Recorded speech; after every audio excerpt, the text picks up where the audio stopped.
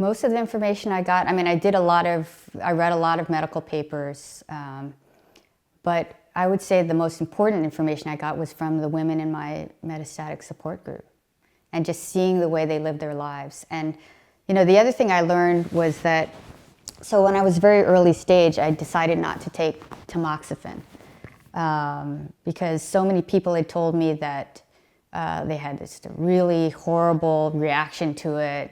They got depressed, they got crazy. You know, there's often people use this term tamoxicrazy.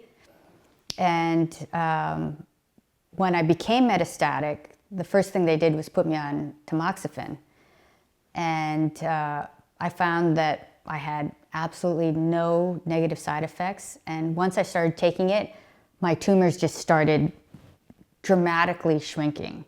So what I realized was that I had based my decision not to go on tamoxifen based on all these stories I had heard about other people, but really you don't know until you take it yourself what your side effects are going to be.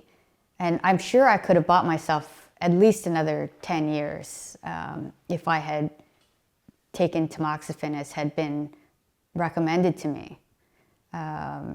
So I always encourage, there are a lot of young women who are not metastatic in our group, in our general Bay Area Young Survivors group, and they're often talking about, oh, should I get off of tamoxifen? It makes me depressed, it makes me feel crazy. And I always say, you know, just give it a shot and try to, because once you're metastatic, there's no turning back. You know, you really should give it your best shot when you're still early stage.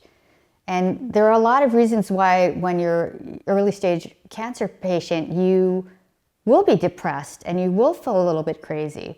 And you can't blame it all on tamoxifen. I feel like people blame it all on tamoxifen, then they get off of tamoxifen, and then maybe they'll become metastatic like I did. So that's another kind of campaign that I do with the general Bay Area Young Survivors group is when people bring that up, like, maybe I don't want to take it because I've heard this and that, I say, just give it a shot.